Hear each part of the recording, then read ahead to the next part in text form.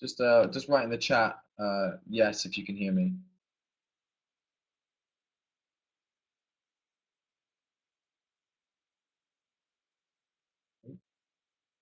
Okay, great. Yeah, Susie, Rachel, Dominique. Okay, brilliant. All right, just always want to make sure I'm not speaking into the ether before starting. Well, thanks very much for joining us on this webinar, everyone. So I'll introduce my first self because you probably have no idea who I am. I'm Richard. I'm the head of growth at Digital Mums. Um, I'm here with Louisa Pritchard or Sherlock, the former Grazia magazine features director and also graduated digital mum. So she's a journalist who trained and upskilled with us, and now also does some social media management work as well as her journalism work. So I thought it'd be a kind of interesting webinar for people to just to like hear about her and her experience doing it, from those who are also journalists, just to give you a little bit more of an industry specific kind of insight into what doing the course is like and kind of what prospects have been like after finishing. So before I hand over to Louisa, I just thought it might be helpful to explain a little bit about what we do and how Digital Mums works, just to give a little bit of context to what she's talking about. And then I'll hand it over to her so she can talk a little bit more about herself, her experiences doing our training, and life as a journalist slash social media marketer since. So I'll try and whiz through so I don't kind of take up too much of your time. So first of all, who are we? So we're Digital Mums. We're a socially focused business that upskills mums in digital skills. So the idea behind that is so we can help them create stimulating, flexible careers that fit around their family life. So our mission and our goal is to stop women from having to choose between either having a career or being there for their children. Our goal is to allow women to be able to have both. And the way we do that is by offering innovative social media training. The focus is on getting our students job ready so they can go out and find paying clients immediately after finishing. So we run two courses, one for students from any professional background and one specifically for women from Marcom's backgrounds such as journalism. So we call that our associate program, and that's the one that Louisa completed. So yeah, I think you could say for Digital Mums, our USP is focused on getting students job ready. So once they finish, they can go out and find paying work as a social media marketer. So why social media? Why did we choose it as the thing we're going to train kind of mums in? Well, first of all, it's a growing industry. Facebook has nearly 2 billion people on it alone. The amount of time everyone, especially younger generations, spend on social media is only increasing. And because consumer attention is there, business budgets also increasing every year. So it's a really kind of growing, still growing field, that businesses are investing a lot of money in. We also built it because it really builds off a lot of previous skills, especially from those who have Marcom's backgrounds, such as journalism. There's a really clear line of sight between having that previous experience and being able to transfer that directly to social media. We also picked social media because there's a real lack of trained professionals out there. Businesses know they need it, but they don't know where to turn. And there's a lot of self-taught people who don't necessarily have a really clear process. And that's kind of one of the things we focus on giving all of our students. And ultimately, why do we choose it? Because it's a job you can do flexibly and remotely. The nature of it, just being online and mostly mobile focused means it's a profession that you can genuinely do from everywhere and anywhere.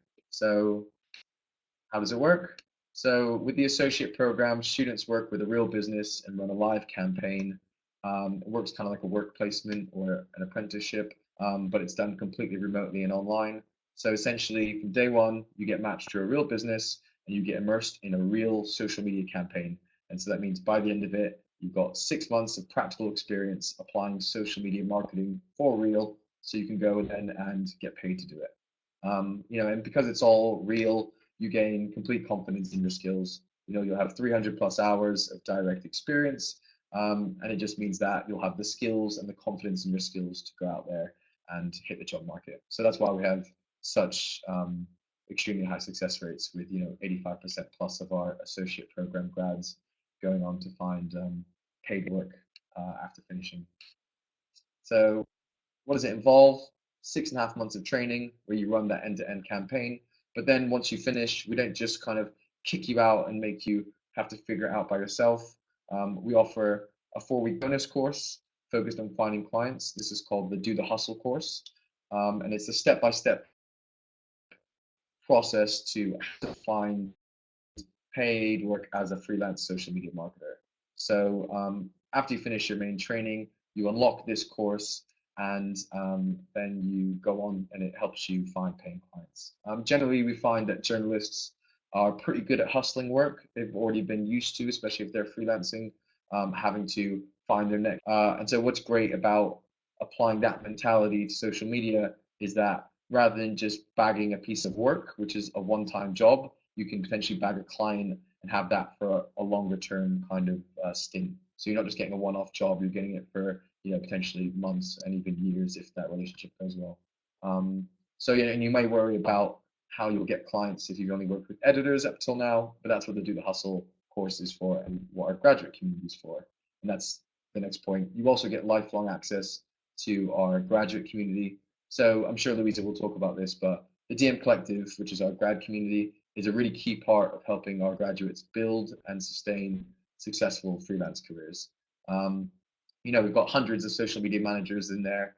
The community is constantly supporting each other, keeping each other up to date with tools and trends, helping out with each other's campaigns. And, a lot of grads say that it's actually worth the cost of training alone. So, after you finish, you get a lot of kind of aftercare support, because we want you to succeed in your kind of new freelance career, and we do everything in our power to do that. So quickly, why journalists? Why should they kind of become social media managers? Generally, we find the main reason because it's a really easy transition. Journalists make very natural social media managers. They already get how to write, towards specific audiences, and they write extremely well. They also have the added advantage that they can upsell to clients in terms of writing content, producing videos if you have that experience, etc. So it means that you immediately have multiple offerings you can, sell to the same client, which just makes it an even easier transition as a freelancer. So I think the transferable skills between writing and social media really speak for themselves. So, another good reason is that monthly retainers offer job security, just like I was mentioning before. If you're a freelance journalist, you might be living from one commission to the next. Generally, there's not much job security, and it's fairly rare to have long-term clients that give you regular commissions every month. Not unheard of, obviously, but it's not necessarily an assumed fact. But we found that mixing your journalism with social media management can fit really nicely, because by taking a social media management client, a journalist gets that kind of guaranteed income each month. And then it kind of takes away from that feast or famine nature of freelancing. So it means that you can add the kind of commission-based work that you do for journalism on top of the social media management work you're doing. So you kind of use the social media stuff as a cash cow that kind of keeps a regular income coming in, and then your journalism stuff is your kind of whatever you're earning on top of that. And another reason that we find journalists, what tends to make social media management a good kind of career transition is that industry rates in social media are not decreasing in the same way that they have been for journalism. I'm sure all of those of you that are journalists that have been in the industry for a while have noticed that pretty much with the advent of the internet and digital, these days you're probably getting paid less for the same story of when you started freelancing initially. Often what happens is you actually end up doing more work because you're expected to source pictures, etc., than you previously did. So you're actually working a lot more, but not necessarily for more money. And obviously, then there's the whole potential expectation of working for free for certain kind of publications and blogs and that sort of thing. What's great about social media is that the initial rates might not scream wow, but at the same time, it means that you have that steady income, and as an industry, it is growing, and you have clients pouring more and more money, and as you get more experience, you can charge more. So actually, your potential income earnings aren't just kind of on a steady decline for the same amount of work. There's potential to kind of combine it and make it kind of something even larger. And then just some quick stats. Of the students that joined, 95% of them completed successfully, which is pretty great in the context of most online courses have about under 10% completion rates. And that's because we have a really kind of supportive and flexible kind of training situation that really makes sure that everyone can finish and complete what they're doing. Over 4 and 5 of our graduates go on to find flexible work at the end of it, and the average hourly rate is over £16. It generally sits between 16 and 21 pounds for our associate program graduates, and that obviously takes into account those that are straight out. Obviously, the longer you're in the industry, the more you combine it with your previous skills, the more you can charge.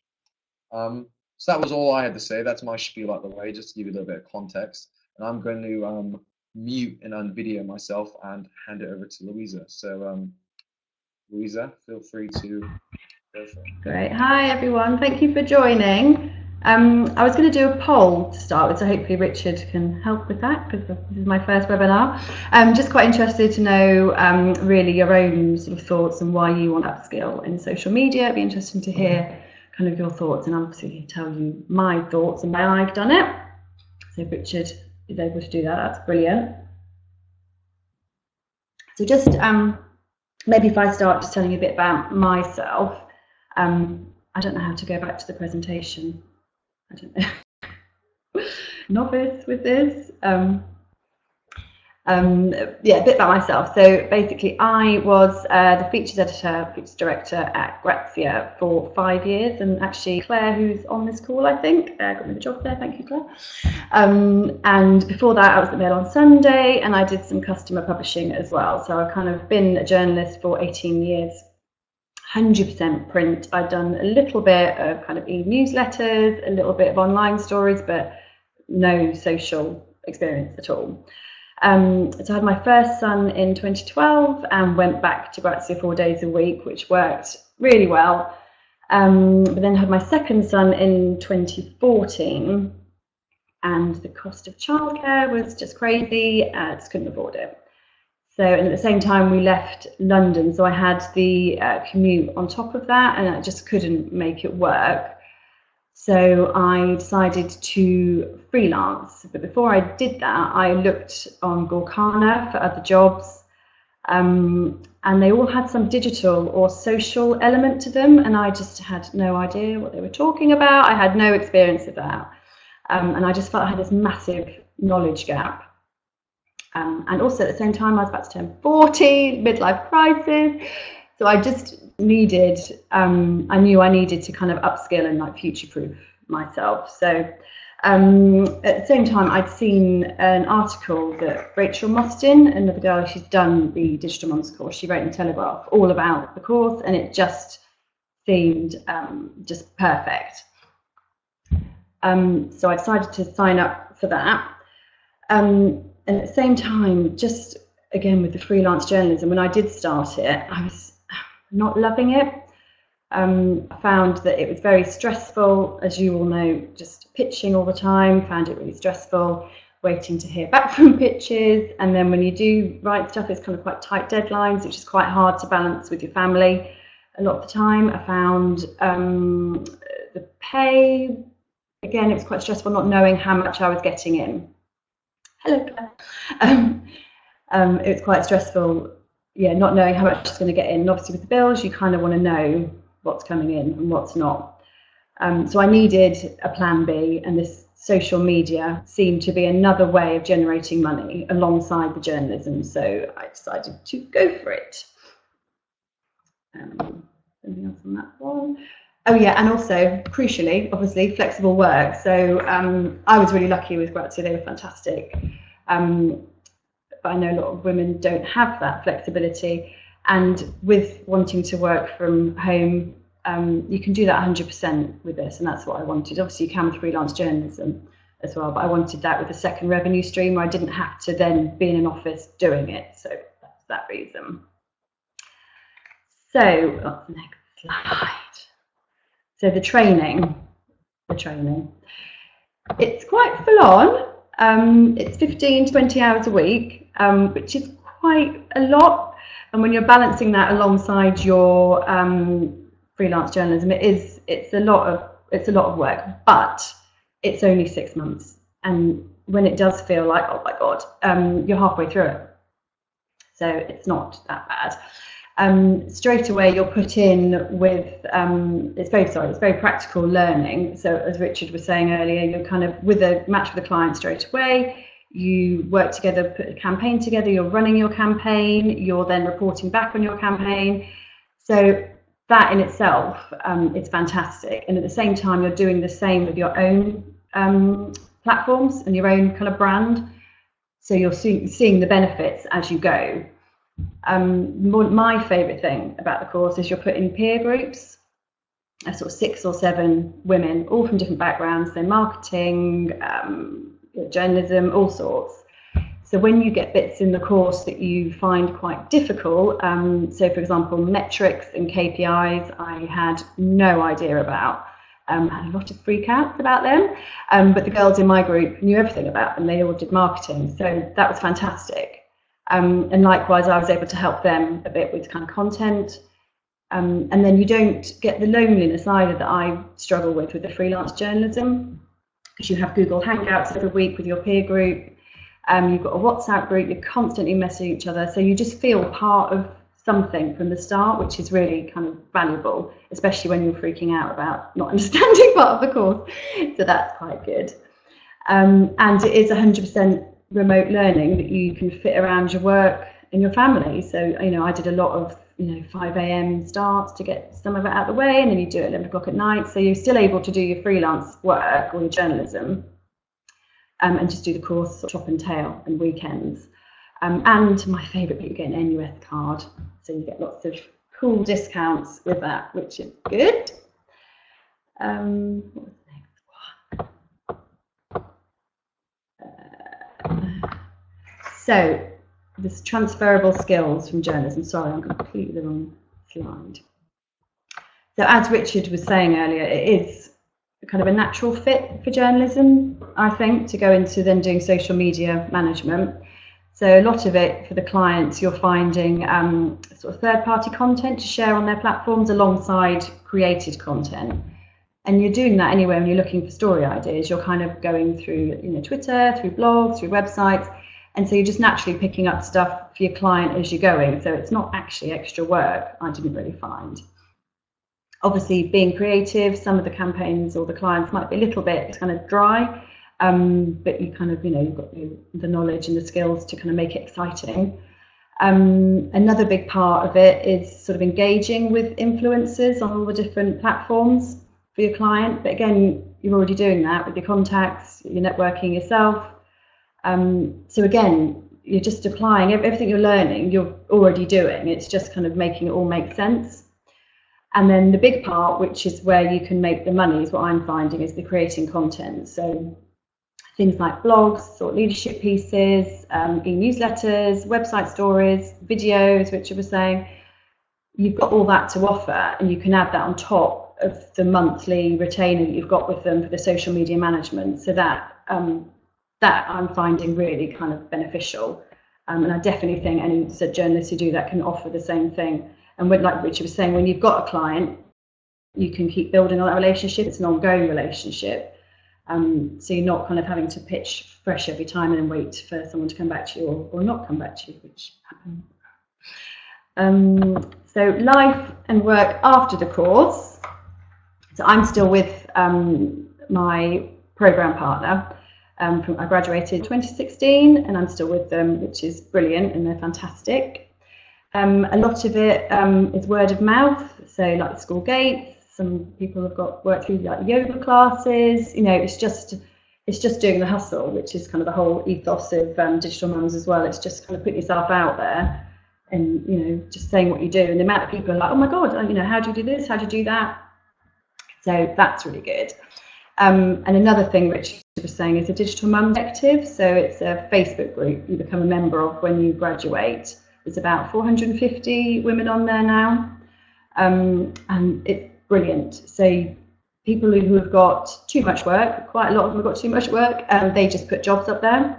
If it's not quite their skill set, they'll put a job up there. If they, for example, need content creating for a client and that's not their skill set, they'll put an alert up there. So I've had a lot of work that way, creating blogs and thought leadership pieces for people.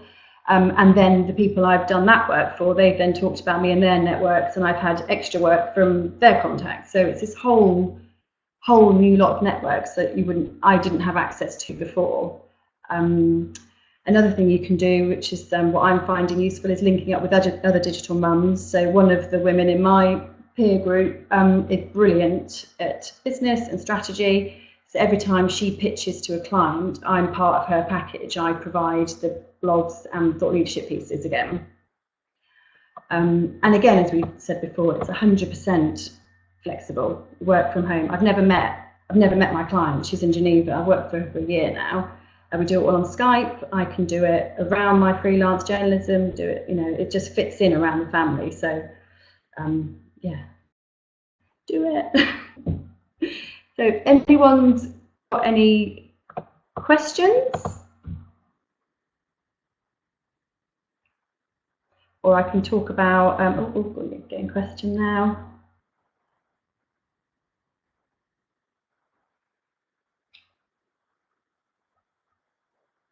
So maybe I'll start with thought leadership pieces. Dominic's asking thought leadership pieces. It's basically one of the platforms I use a lot as well is LinkedIn.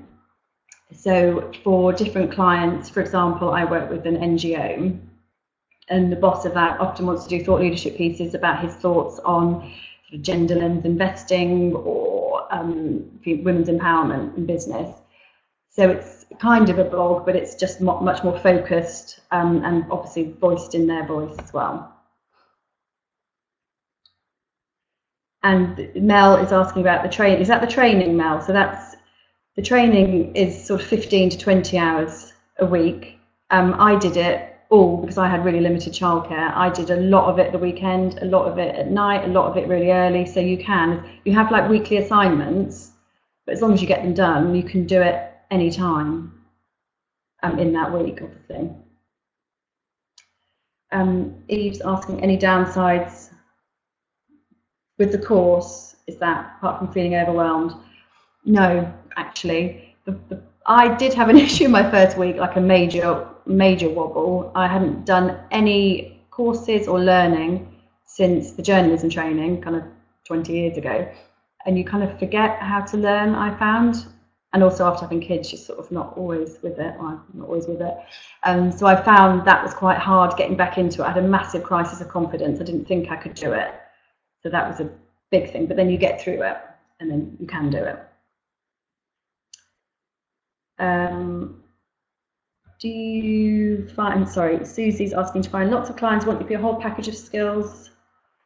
So I'm still with my same client. They definitely want, I do a lot for them. I do a lot of the journalism stuff and the social media for them. And generally, when I'm going to be looking for new clients, when the boys start school, I'll have more time. I'm going to be offering it as a whole package.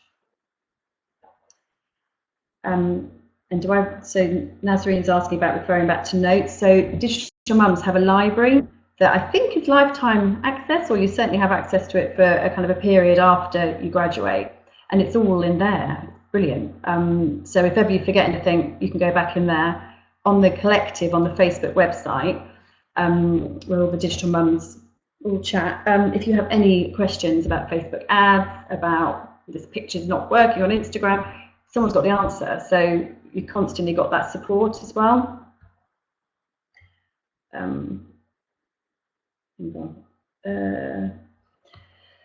Claire is asking weekly basis the split between work, the social and the journalism. So I do 5 hours a week for my social media client, and I do about 20 to 25 hours a week for the freelance journalism. When I first graduated, it was probably half and half. But for various reasons, the client, they're looking for a new comms manager, so they've sort of dropped down the social hours for now. And certainly when the boys are at school, I'm going to build that up and probably do half and half, I would imagine.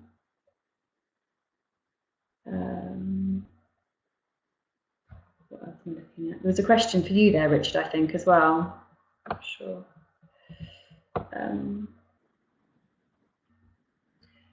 The qualification, sorry, Sally's asking about how to explain the qualification in social media. about digital mums. Digital mums have now got, I'm going to pass over to Richard here because I can't remember the name of it. It's a special accreditation, I think. So let me just pass over to Richard quickly. Hey, can you hear me?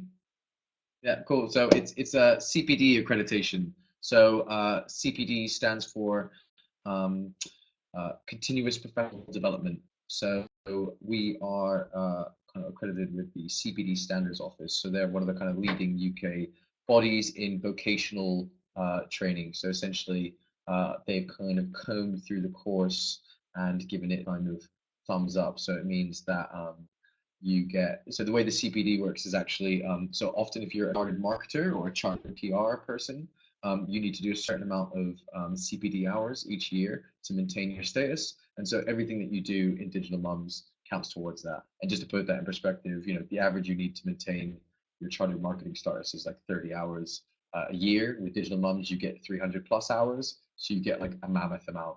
But it means you get a kind of industry recognized accreditation at the end, you get a certificate, and it just gives that, you know, obviously our focus is on getting you job ready and finding clients. So the accreditation, in our opinion, is it's a nice to have, and you know it's nice to have as a safety net, but ultimately it's not the focus.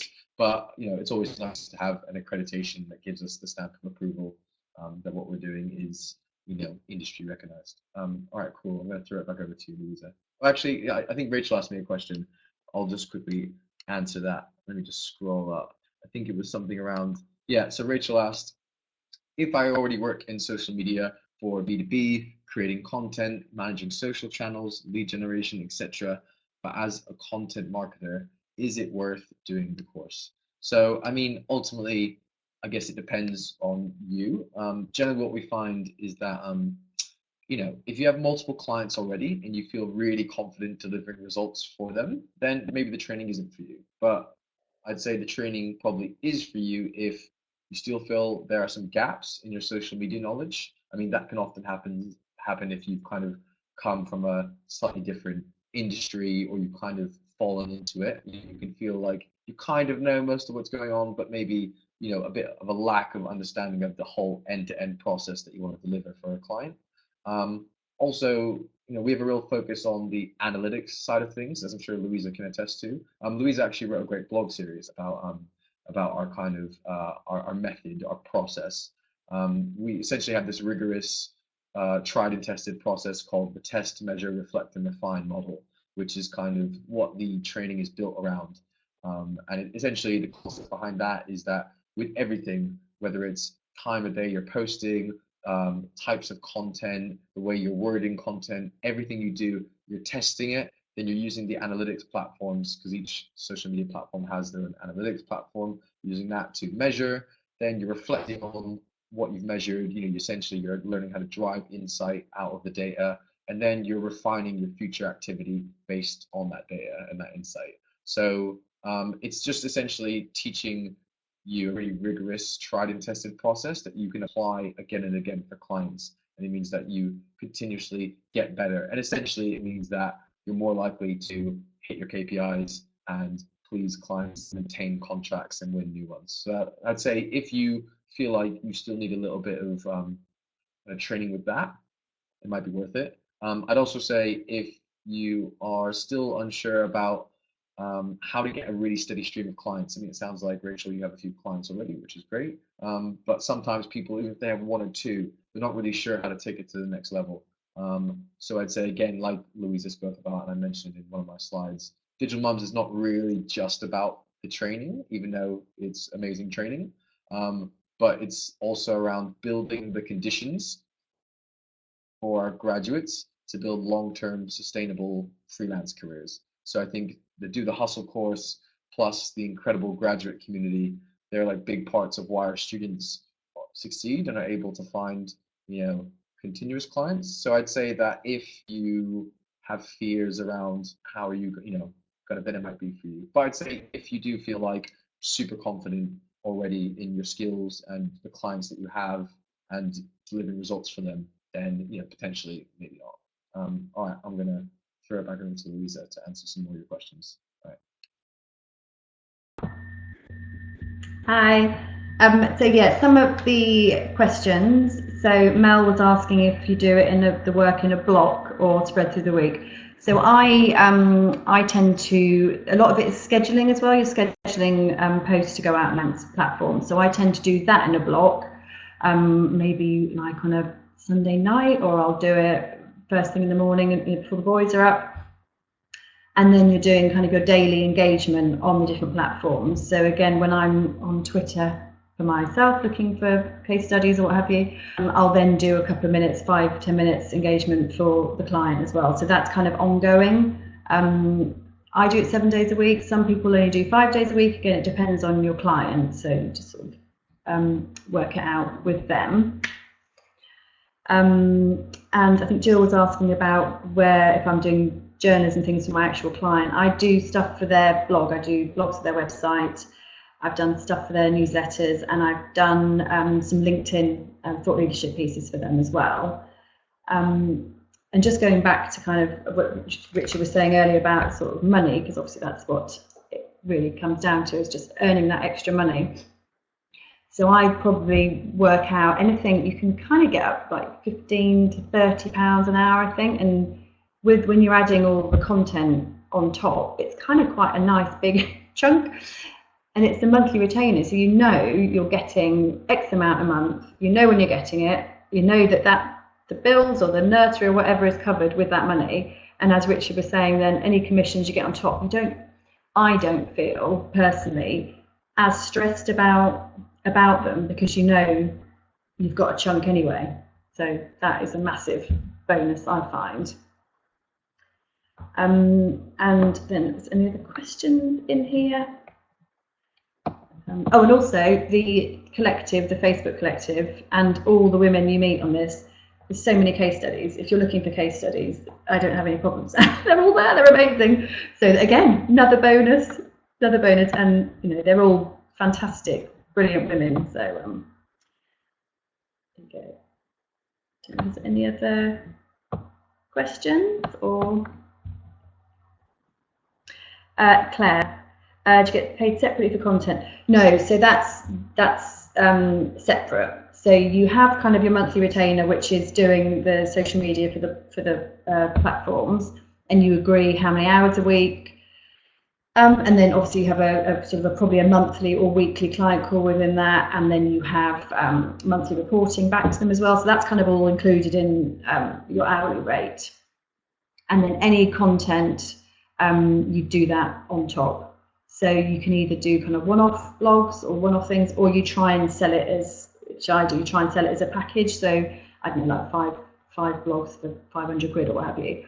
And also creating images with like text overlay to illustrate them, then you can put more on for that as well. So there's lots of ways to get really creative with it as well, and use your journalism. And then your client is wanting you to do it, because anything you're creating, you're then sharing, you're then getting better engagement rates on all the platforms, and you can show that in your reporting and your results. So yeah, it's good. So Sally's asking about the client. So I work with the Womanity Foundation. They're an NGO based in Geneva. They're empowering women and girls around the world. And I think it's just a real mix, I think, of clients that digital mums have. And they're brilliant. It's quite hard at times to sort of demonstrate the return on investment of the social media in something like a charity. It's quite hard. Whereas if you've got a specific business and you're directing people to the website for sales, it's a lot easier. So that is a slight tricky one. But everyone's on social media. Everyone, you know, they can see the value of it in that. And yes, Dominique, I have just the one client because my freelancing has kind of taken off. So I just haven't got time for any more. When I have more time to work, I think I'm going to try and up my social media. It'd be nice to kind of have a mix of clients, more of a portfolio of clients, I think. So Eve's asking, do I have to run all the social media going to put out by your client?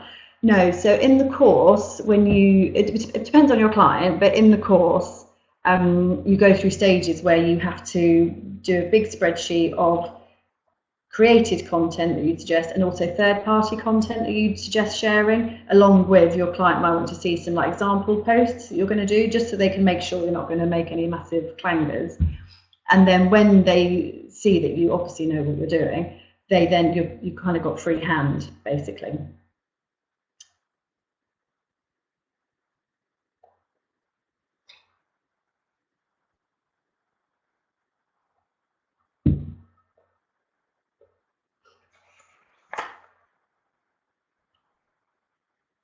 Oh, and another thing I might mention as well is holiday cover, which obviously can be quite difficult when you've got like a one-on when you've got your own client. Again, within the collective, the Digital Mums Collective, people just offer to cover for you. So you just agree, you come to an arrangement with them of how much you'll kind of pay them out of your fee. But then they will keep ticking it over for you. If there's any major problems, they'll contact you. But otherwise, they'll do the engagement, check all the posts, etc. So you're kind of covered all year round, basically.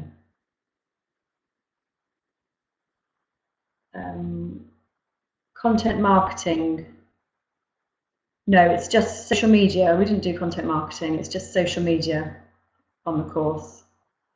And does the client you get matched with relate to your area of expertise? I don't know actually. Again, I'm going to hand back to Richard on that, if that's okay.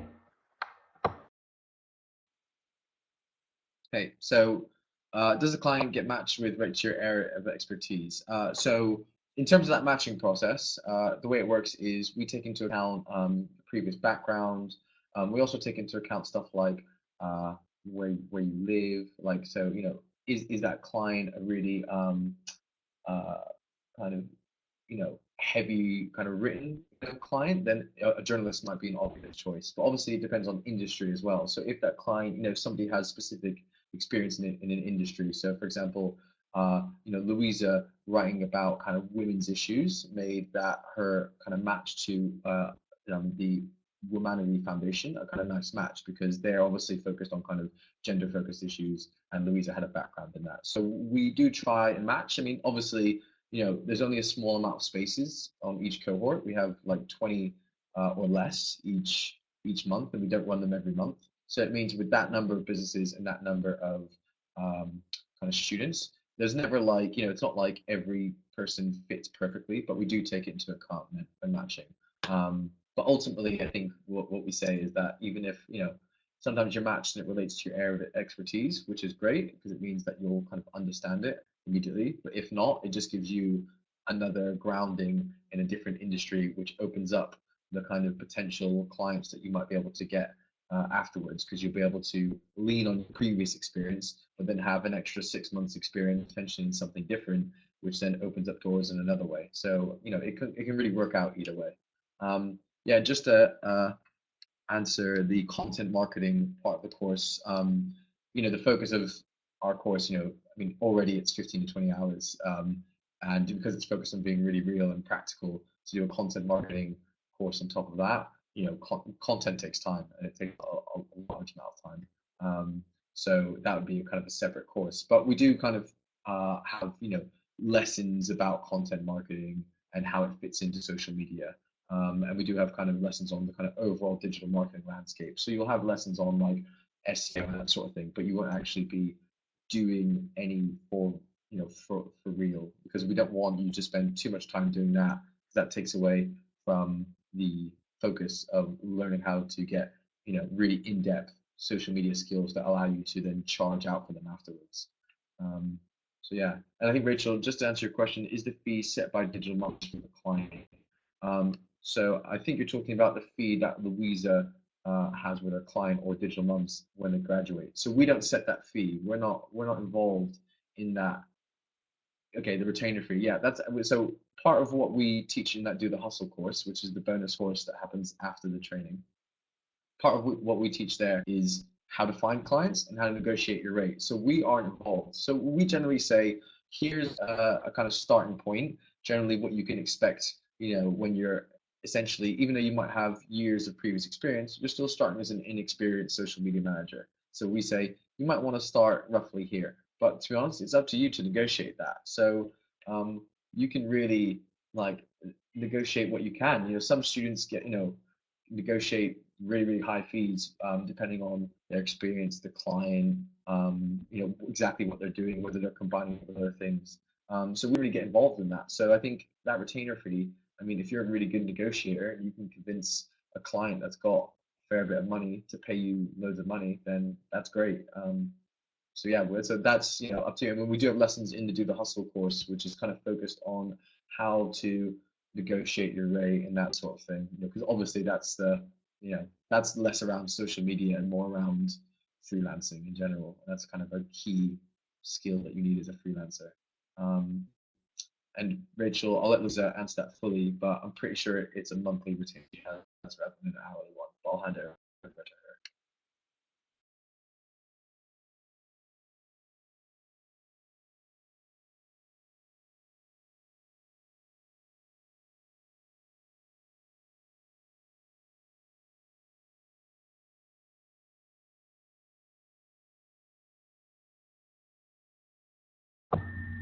Sorry, type it away. Yeah, Rachel. So I do like a monthly retainer with my clients. Too busy typing. Yeah, that's what I do. I think with my existing client, I'm sort of on the low side because they were my program partners. I've gone straight into work with them. I'll certainly be upping my fee for sort of the next clients because I certainly sort of got a lot, obviously, over the last year as well. Got a lot more experience. But yeah, so it's a monthly one.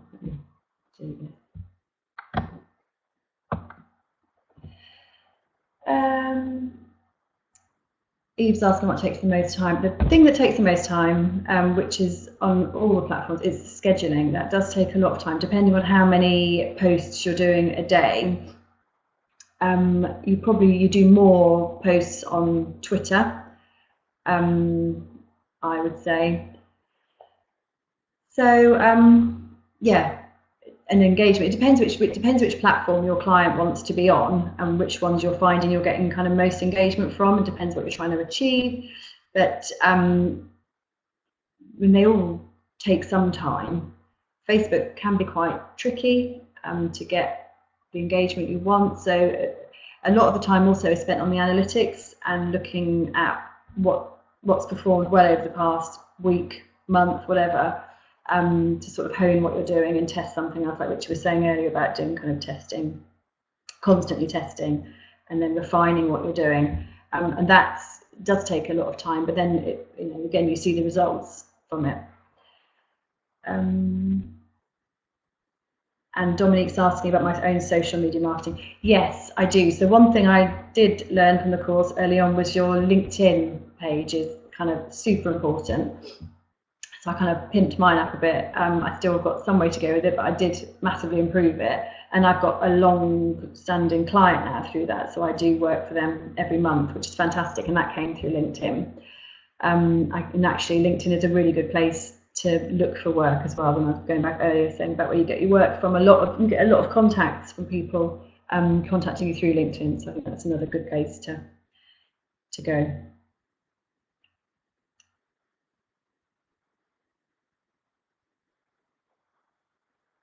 Any other questions? Almost 1 o'clock, isn't it?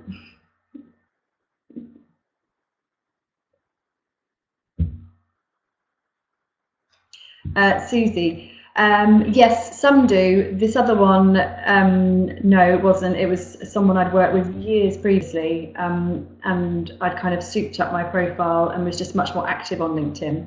So made contact with her and got this work. But yes, you do get a lot of contacts from people because you've done the Digital Mums course as well, which is great. And Rachel, yes, I did. So earning back the course fees, I was lucky because my program partner kept me on. And right at the start, we were kind of mid a new campaign, so they needed a lot of content. So I made the course fees back in the first sort of 3 months, really, just from the social media, which was brilliant. Yeah, so it's doable.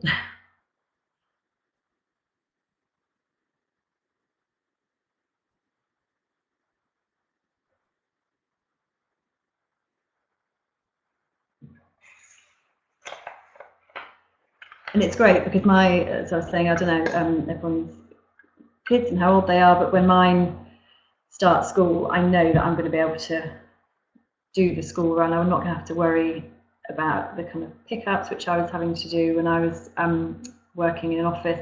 So I just think there's kind of other things that make it really worthwhile alongside the freelance journalism, that you can just do it anywhere. You can do it anywhere. You know, a lot of the digital mums, when they go on holiday, if they don't want to do cover, they just do it themselves. They're still tweeting and checking their stuff on Facebook on holiday. So it's a really flexible job. It's great.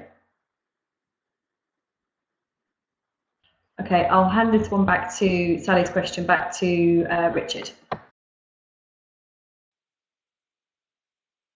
Hey Sally, so why should we do this course rather than any other? What's your USP? So I think the way to look at our course compared to other things is, I guess you have two types of courses out there. You generally have your kind of broader digital marketing courses. Some of them are really good.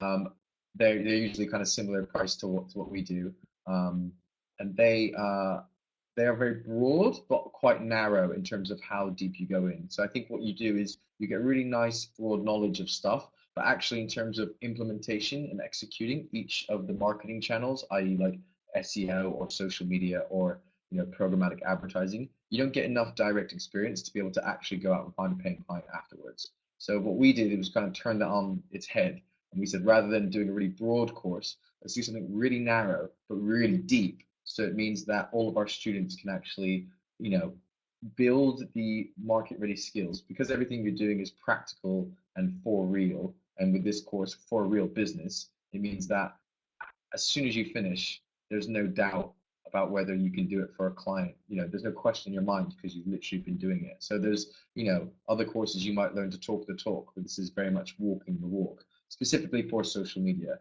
And then if you then want to go on to, add other things, like if you want to go do SEO, like that's definitely not our focus. So you could find another course for that if you wanted to. But I think the USP of our course is it's for real, everything's practical, so it means that by the end you can actually go out and find paying work immediately after. And I think that's what really stands us out against any other course, social media related or otherwise.